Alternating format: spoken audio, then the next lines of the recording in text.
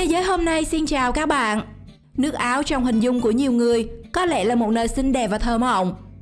Với những ngôi nhà mái vòm nằm trong không khí thanh bình, ấm áp, đất nước này còn là nơi chào đời của ông trùm phát xít Hitler. Là người đã châm ngòi cho Thế chiến thứ hai. Ông vốn là người Đức, nhưng ngôi nhà nơi ông sinh ra hiện vẫn còn tồn tại và thuộc lãnh thổ nước Áo. Bên cạnh đó, nước Áo còn khiến nhiều người khác ghen tị khi sở hữu thành phố được công nhận là đáng sống nhất thế giới. Sở hữu những ngôi làng đẹp nhất không đâu có được. Tuy nhiên, nó cũng có những mặt khiến bạn phải sửng sốt đấy. Như khuyến khích trẻ em hút thuốc, thậm chí là có cuộc thi hít thuốc bằng mũi. Hãy cùng Thế giới hôm nay khám phá 15 điều kỳ lạ ở Áo nhé.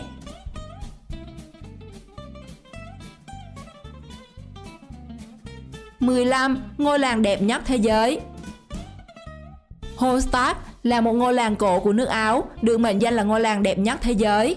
Dù không nguy nga lộng lẫy, vốn chỉ là một thị trấn nhỏ miền núi, nhưng vẻ đẹp cổ kính và tươi sáng của ngôi làng khiến ai nấy cũng đều say đắm.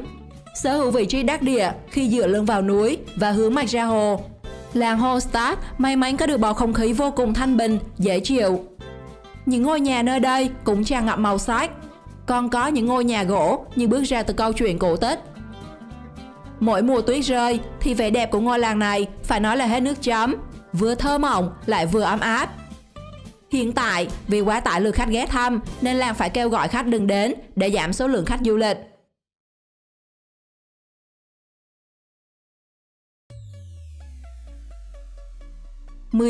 Ngôi làng tên tục tiểu.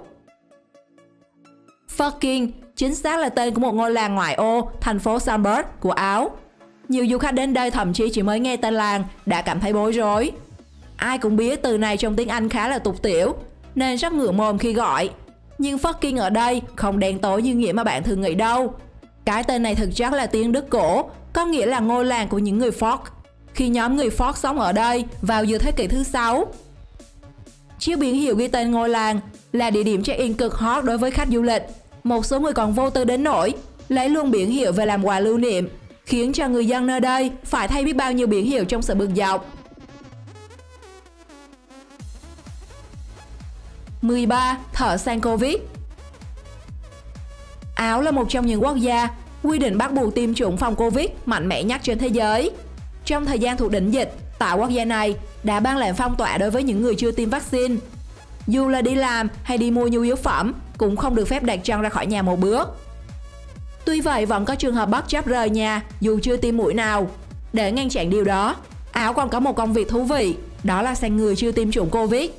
Với mức lương vô cùng hấp dẫn, lên đến 3.100 đô một tháng, tương đương 75 triệu đồng.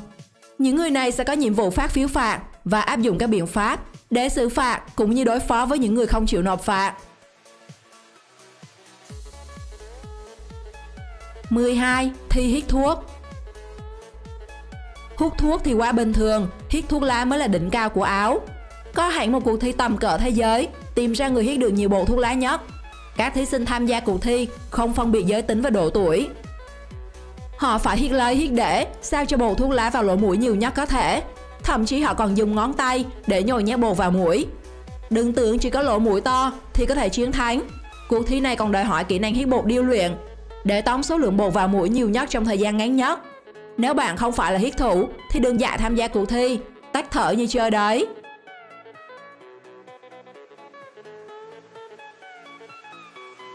11. Khuyến khích trẻ em hút thuốc giảm cân.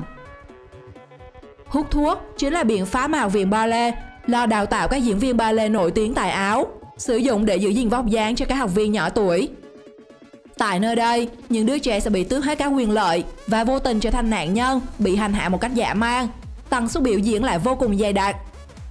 Người ta đã bóc trần sự thật, những vũ công nhí đã bị đánh đập, bị miệt thị ngoại hình và còn bị tấn công tình dục, khiến cho chúng trở nên chán ăn. Chỉ để có được hào quang trên sân khấu mà những đứa trẻ ấy đã phải đánh đổi sức khỏe và tinh thần, có thể sẽ là tính mạng nữa. Làm sao có ai ngờ đằng sau những thân hình xinh đẹp uyển chuyển trên sân khấu lại là một góc khuất tăm tối và tàn nhẫn.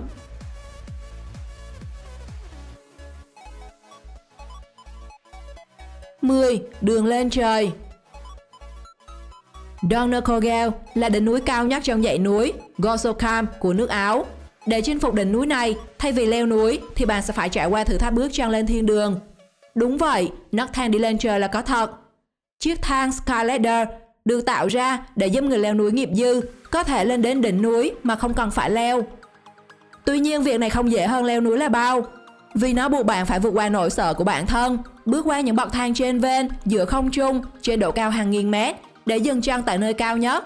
Chiếc thang mỏng manh ấy khiến hầu hết mọi người cảm thấy e dè, chóng mặt ngay từ lần đầu trông thấy. Nó không dành cho những người có con tim yếu đuối mỏng manh. Còn như anh chàng này thì hẳn anh ta phải có một trái tim sắt đá lắm mới dám thực hiện.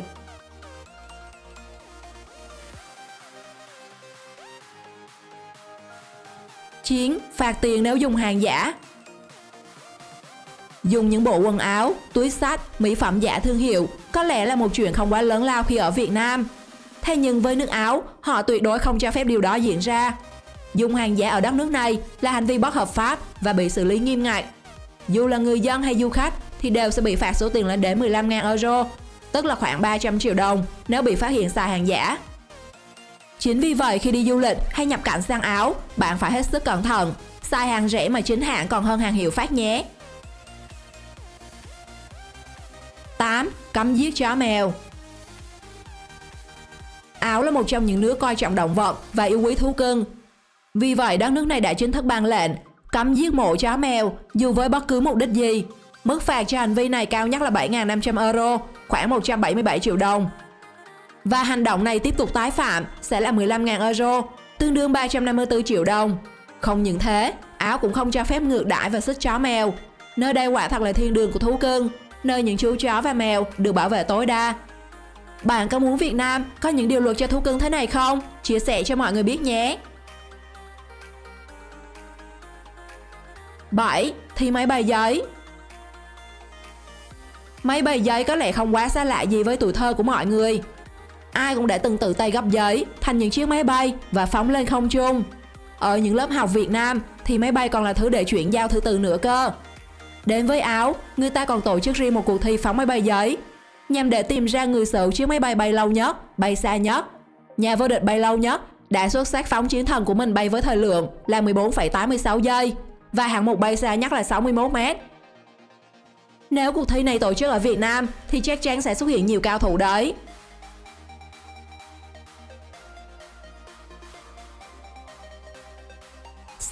Ngôi nhà Hitler. Thị trấn Brno của Áo, nơi giáp biên giới với Đức, là nơi Hitler từng chào đời. Và ngôi nhà nơi Hitler được sinh ra vẫn còn tồn tại đến tận ngày hôm nay.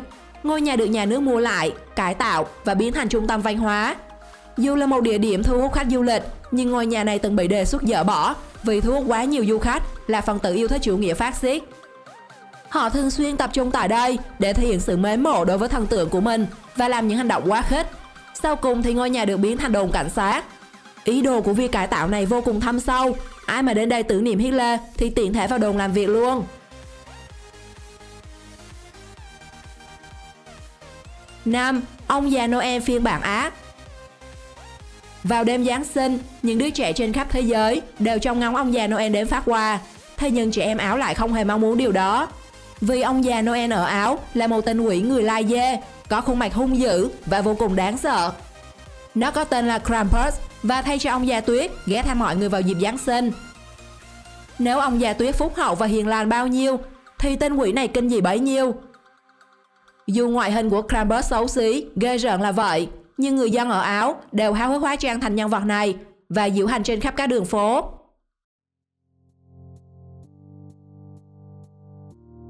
4. Nhà thờ Waruba. Waruba là nhà thờ có 102 tại Áo, bởi đây là một công trình kết hợp giữa kiến trúc và nghệ thuật độc đáo. Nhà thờ được dựng lên từ 152 khối bê tông có kích thước khác nhau, xếp hỗn loạn một cách trừu tượng mà không tuân theo một quy tắc nào. Bạn sẽ không thể nào tìm ra được sự đối xứng của tổng thể công trình. Các ô cửa sổ của nhà thờ chính là những khe hở giữa các khối bê tông, khiến cho không gian bên trong nhà thờ đủ sáng mà không chói nắng. Nhà điêu khắc Waruba là cha đẻ của công trình này, mạnh dạn tuyên bố rằng nhà thờ này được lấy cảm hứng từ nhà thờ Đức Bà. Song cũng không mấy ai tin vào điều đó khi phong cách của hai nhà thờ không hề giống nhau. 3. Ngôi làng Corona. Corona là tên gọi của một loại virus đã và đang hoành hành khiến cả thế giới phải hoang mang. Nhưng đó còn là tên của một ngôi làng tại Áo. Chính vì cái tên này mà ngôi làng trở nên nổi tiếng bất đắc dĩ sau khi trải qua mùa dịch. Corona hoàn toàn không dính líu gì đến dịch bệnh, mà nó được dựa theo tên của một vị thánh trong đạo Công giáo. Ngôi làng có tên đầy đủ là Saint Corona on Wachau, nằm dưới chân dãy Alps, cách thủ đô Viên khoảng 100 km về phía nam. Có lẽ làng Corona nên cân nhắc tranh thủ thời cơ, tạo chiến dịch mới mẻ để thu hút khách du lịch.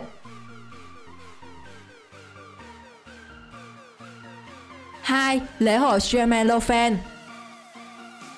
Schermerlofen là một hoạt động trung tâm của lễ hội hóa trang, được tổ chức 4 năm một lần tại thành phố Ypres ở Áo. Lễ hội thu hút sự quan tâm đông đảo của người dân và khách du lịch.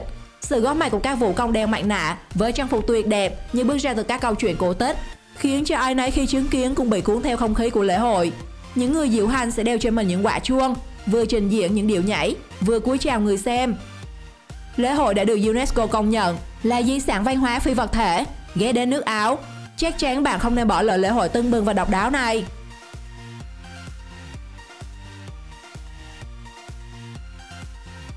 1. Thành phố đáng sống nhất thế giới. Thành phố Viên của nước Áo hiện đang thống trị bảng xếp hạng là thành phố đáng sống nhất thế giới. Thứ hạng này hoàn toàn uy tín khi thông qua quá trình nghiên cứu và phân tích của doanh nghiệp Economist Intelligence Unit thuộc tập đoàn Economist. Yếu tố làm nên thương hiệu của thành phố này đó là tình trạng ổn định, cơ sở hạ tầng tốt, người dân được hưởng chính sách y tế tuyệt vời và nhiều cơ hội thưởng thức văn hóa, giải trí. Với sự đảm bảo này thì nước Áo gọi là thiên đường đấy nhỉ?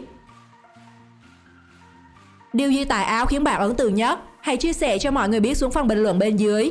Và đừng quên like và subscribe kênh để khám phá về nhiều điều kỳ lạ ở các vùng đất khác nhé. Thế giới hôm nay xin chào tạm biệt và hẹn gặp lại!